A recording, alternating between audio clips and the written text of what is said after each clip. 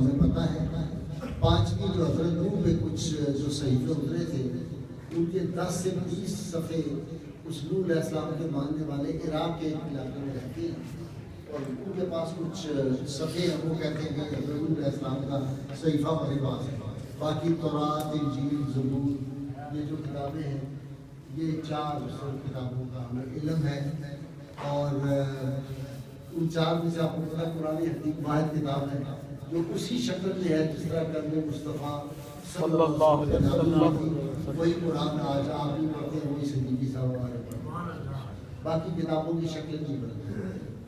جو بات میں آپ سے عرض کرنی چاہتا تھا کہ 1,24,000 انبیاء آئے سب کی امتیں تھیں. کسی نبی نے یہ عجیب بات آج میں آپ کو پہلی دفعہ سنا ہے کسی 1,24,000 انبیاء میں سے کسی نبی نے اپنی امت سے وہ پیار نہیں کیا امت کا وہ درد نہیں ان سے نہیں آیا جتنا نبی رحمت صلی اللہ علیہ وسلم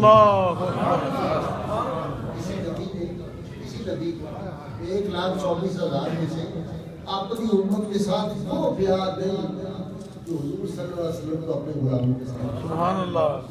آپ جواب بھی سن لیں 1,24,000 انبیاء میں سے کسی نبی کسی رسول کی امت نے اپنے نبی اور رسول سے وہ عشق کیا جو اس امت نے کیا. یعنی جس طرح وہ شیخ اکبر محی الدین ابن عربی رحمۃ اللہ نے ان کے ایک چچا تھے تو وہ مجذوب الحال تھے مجذوبی کیفیت کے اپنے تعلیم ایسی تھے جلالی تھے بڑے بڑے. تو کبھی ایک دفعہ بادشاہ وقت آیا تو اس نے شاہی لباس پہنا ہوا تھا اس میں سونے کا کام ہوا تھا وہ جو جبہ پہنتے جس طرح یہ آج کل سعودی شہزادے ہیں تو وہ سونے کا جبہ کڑھائی والا اس نے پہنا ہوا تھا. تو شیخ اکبر نے چچا جان سے پوچھتا ہے کہ جناب بتانا چلیے کیا مسئلہ کہتا ہے یہ سونے کی کڑھائی والا میں نے جو جبہ پہنا ہوا ہے اس سے نماز ہو جاتی ہے.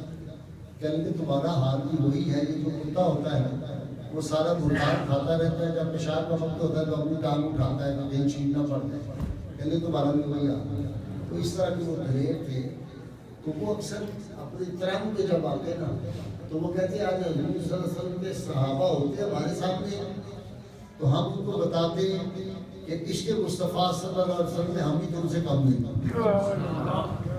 اور 14 صدیاں ہو گئی ہیں نبی کریم صلی اللہ علیہ وسلم کے غلاموں نے جس طرح دور اول میں حضور کے ناموس کی حفاظت اپنے خونوں سے کرتے تھے آج تک اسی طرح اپنے خون سے حفاظت کرتے ہیں.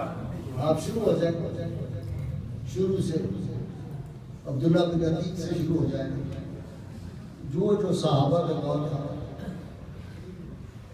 اور جس طرح انہوں نے دور اول کے صحابہ نے نبی کریم صلی اللہ علیہ وسلم کی ناموس کی حفاظت کی تھی اسی طرح آج ممتاز قادری غازی الدین شہید احمد سمر شہید اسی طرح نبی صلی اللہ علیہ وسلم کی ناموس کی حفاظت کی.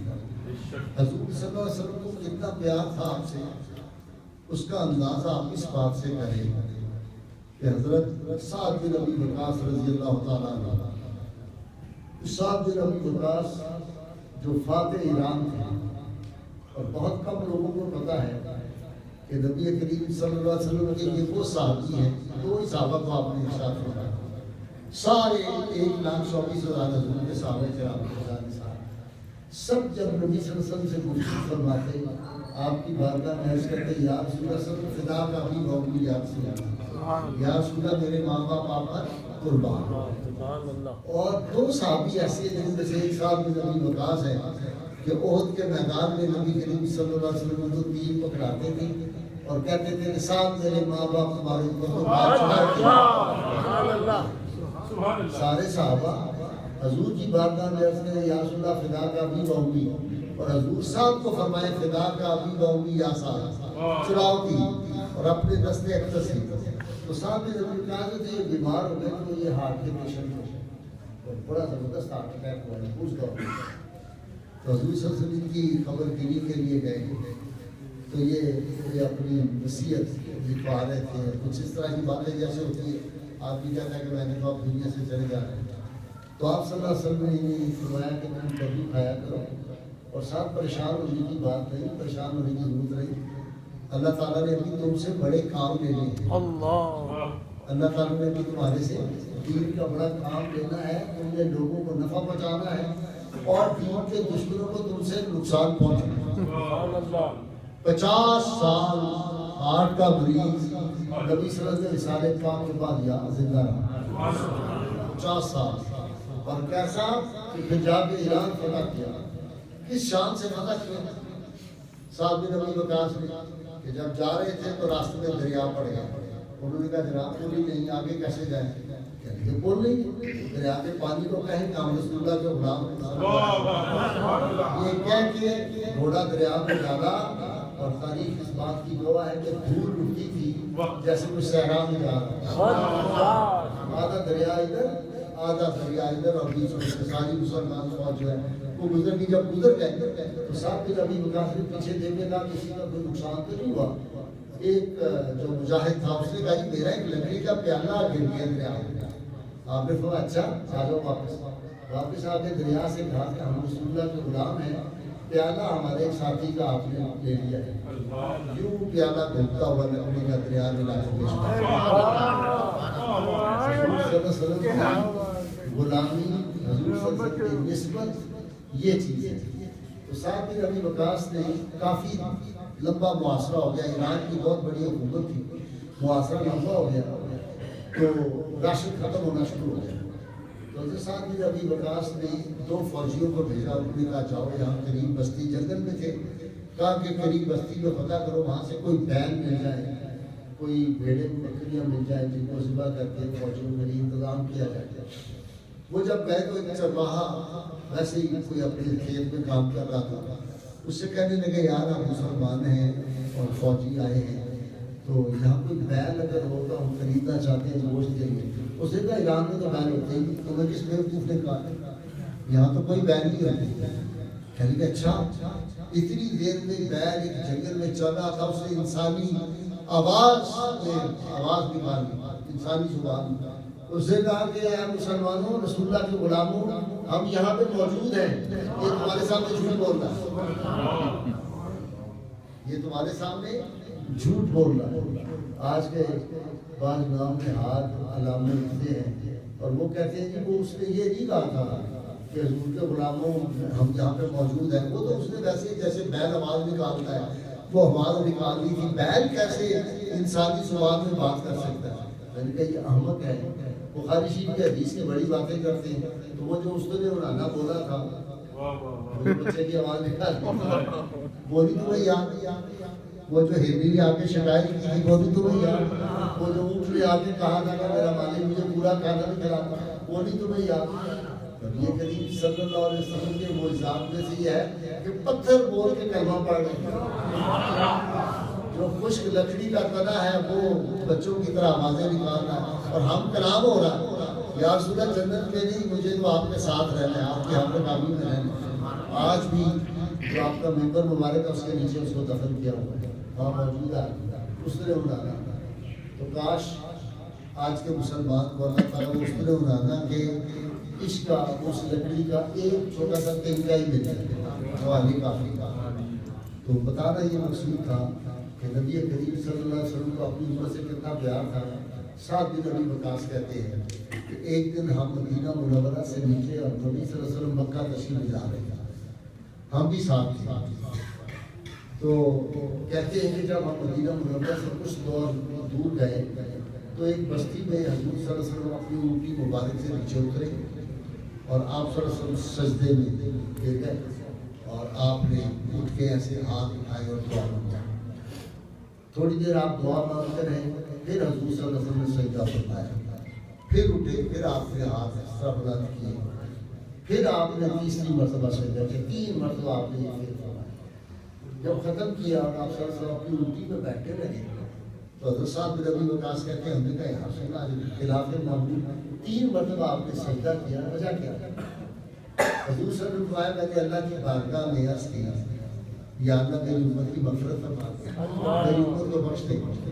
تو اللہ تعالیٰ نے فرمایا اے میرے محبوب صلی اللہ علیہ وسلم 1/3 آپ کی امت جو ہے 1/3 امت کو میں نے بخش دیا. تو میں فوراً اللہ کے حضور شکر گزاری کے لیے سجدہ ریز ہو گیا کہ مالک تم نے میری امت کی 1/3 کو معاف فرما دیا. کہتے جب میں نے یہ دعا شکر کی اور پھر میں نے دعا کی اللہ کی بارگاہ میں درخواست کی یا اللہ اور میری امت کو بخش دے. تو اللہ تعالیٰ نے میری دوبارہ درخواست قبول فرمائی اور فرمایا محبوب 1/3 اور میں نے آپ لوگوں کو بخش دیا. تو جب اللہ تعالیٰ نے یہ درخواست قبول فرمائی تو میں نے سجدہ شکر ادا کیا اور سجدے سے ساتھ کھا کے پھر میں نے ہاتھ اٹھا یا اللہ میری امت یا اللہ یہ فیڈل کیا فیڈل کرنی ہے فواقی کالونی والے کچھ تو پہلی 2/3 میں چلے گئے تیسری میں بھی تو کچھ اپنی باقی رہ گئے.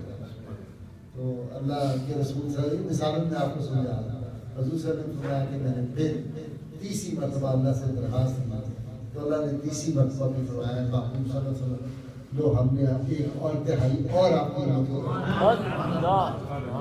میں اس لیے 3 مرتبہ اللہ کے حضور صلی اللہ علیہ وسلم نبی کریم صلی اللہ علیہ وسلم کو اپنی امت سے اتنا پیار تھا.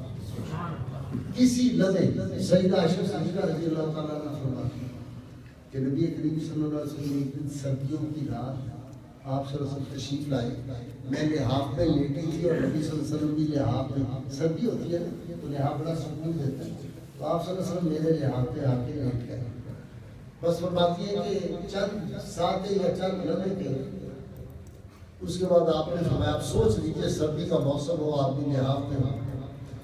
تو آپ صلی اللہ علیہ وسلم نے کہا کہ اے ابو بکر کی بیٹی محبت سے عائشہ مجھے اگر اجازت ہو تو میں اپنے رب کی عبادت نہ کروں. کہیں یا رسول اللہ مجھے آپ کی قربت بہت عزیز ہے جی نہیں چاہتا آپ مجھ سے جدا ہو جی چاہتا آپ ادھر اس رضائی میں سردی کے موسم میں لیٹے رہے.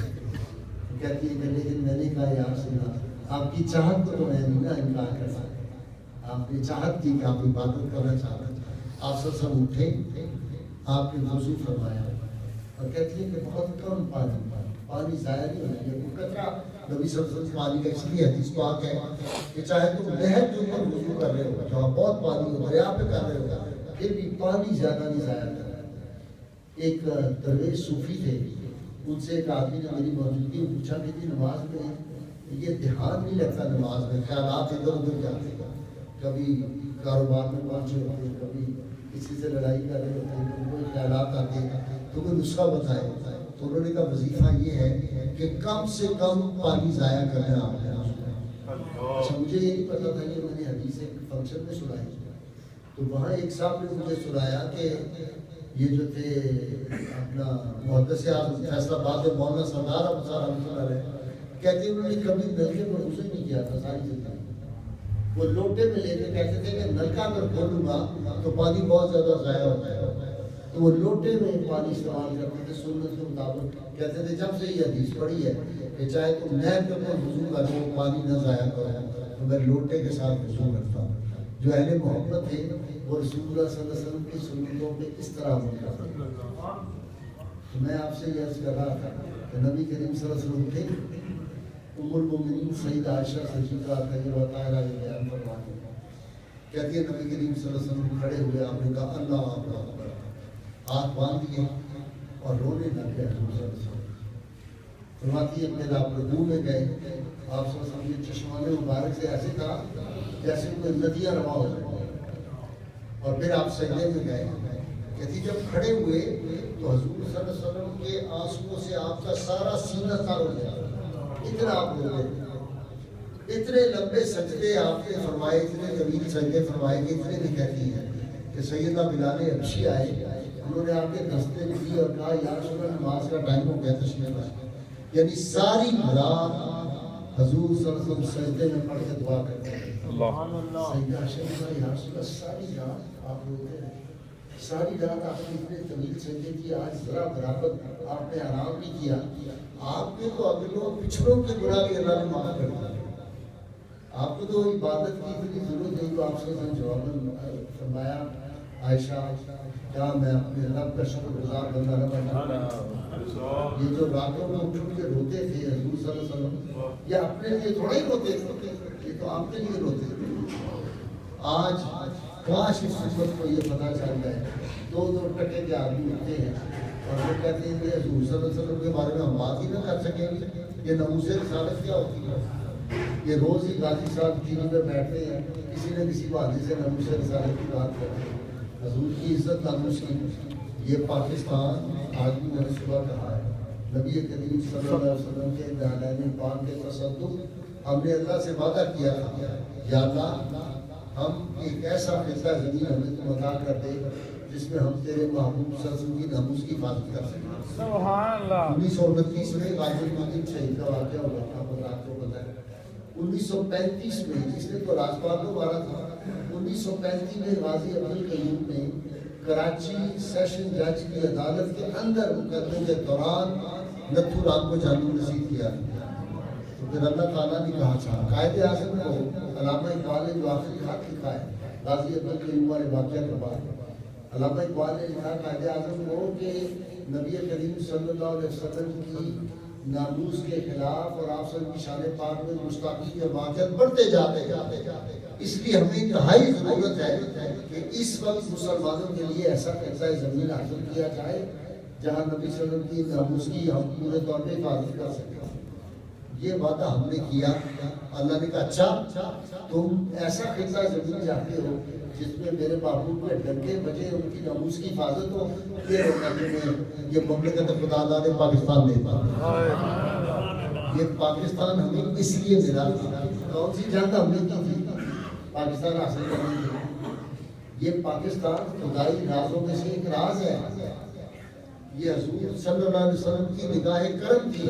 یہاں سے ایسے بھی آپ نے فرما دیا تھا کہ مجھے محبت کی ٹھنڈی ہوائیں سر زمین سے جاتی ہیں. اور ایک بات میں آپ کو عرض کروں, پوری دنیا کے 57 مسلمان ملک ہیں. 2 ملکوں میں جو عشق رسول لوگوں کے دلوں میں ہے وہ کسی اور جگہ پر نہیں. ایک پاکستان اور ایک ترکی. سب سے بڑے اشاق اسی سرزمین پر پائے جاتے ہیں. اس لیے جو دین کے دشمن ہیں ان کی نگاہیں اس مملکت پہ کرتے ہیں. یہاں پہ یہ جو بھینسیں اور کتے اور پتہ نہیں کیا کیا جو شروع ہوئے آپ دیکھتے ہیں. اگلے دن میں نے ٹی وی پہ پروگرام کرتے ہوئے یہ کہہ دیا کہ جو لوگ, ایک مفتی صاحب آئے ہوئے تھے, میں کراچی سے پروگرام کر رہا تھا, تو مفتی صاحب نے کہا جی کہ 5 ایسے جانور ہیں جن کا مارنا جو ہے وہ جائز ہے, چاہے وہ حرم پاک میں, جن میں سانپ ہے, جن میں بچھو ہے, جن میں چھپکلی ہے, جس میں گرگٹ ہے اور ایک اور ہے. یہ 5 کا مارنا جو ہے یہ چاہے حرم میں بھی ہو, ورنہ حرم میں تو آپ کو پتہ ہے نا بال بھی نہیں آدمی توڑ سکتا, مسواک کاٹنے کی اجازت ہے. تو میں نے کہا مفتی صاحب ایک چھٹا ہے, ایک چھٹا جانور بھی ہے. تو مفتی صاحب بھی بڑے حیران ہوئے, تو بہت پروفیسر تھے. انہوں نے کہا جی چھٹا والے علم میں. میں نے کہا چھٹا وہ ہے جو کعبے کے پردے کے ساتھ لپٹا ہوتا ہے, تو اس کو وہاں بھی مار دو. اور وہ ہے ابن خطل کی اولاد.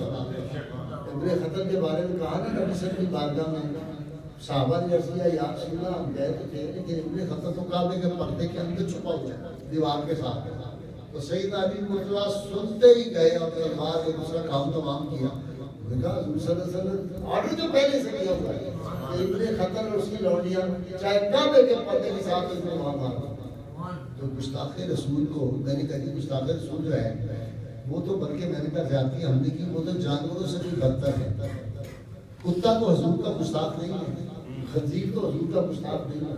تو میں نے کہا ان کو کتا اور خنزیر نہیں جائے گی, اس سے بھی کوئی گری ہوئی چیز ہو تو کہنا چاہیے. شور مچ گیا, وہ جی کیمرہ آ گیا, فلانے کا نوٹس آ گیا, جناب یہ ان کو کہہ دیا یہ جانوروں سے بدتر ہے. میں نے کہا میں نے کہا قرآن حکیمی ہے بانو مدن, یہ جو چوپائی ان سے بھی گرے ہوئے. قرآن کہہ رہا ہے, میں نے کہا اللہ نے کہا ہے. بلکہ اگلی بات تو میں نے کہا میں نے ابھی نہیں کی. اللہ نے تو یہ بھی قرآن میں کہا کہ جو میرے محبوب صلی اللہ علیہ وسلم کا گستاخ ہے ذالک ذلیل, یہ حرام زادہ ہے. مسجد کے اندر امام نماز میں کھڑا ہوا ہے, صدیقی صاحب امامت کرا رہے اور کہہ رہے ذالک ذلیل, یہ حرام زادہ ہے, 40 نیکیاں ملی. گالی دینے کی 40, حضور کے گستاخ کو گالی دینے کی نہیں 40 نیکیاں. دیکھو کیسی بات ہے. مطلب کوئی بندہ گالی دے تو اس کا وضو ٹوٹ جاتا ہے, ٹوٹتا ہے کہ نہیں؟ اور نماز مسجد میں گالی نہیں دے سکتے، لیکن حضور کے گستاخ کو گالی دینا بھی عبادت میں شمار کرتی ہے. آپ نے قرآن میں لکھی. تو میں نے کہا بھائی ابھی وہ تو میں نے بات کہی، ابھی تو صرف جانور ہی کا ہے اور جانوروں سے بدتر کا. تو وہ لوگ جانوروں سے بدتر، دنیا کی کوئی غلیظ ہے مجھے یاد نہیں جس سے رسول اللہ صلی اللہ علیہ وسلم کے گستاخوں کو نسبت بھی دی جا سکتی. یہ ہر شے رذیل سے رذیل شے سے نیچے رذیل ہے، یہ بات کہتے ہیں.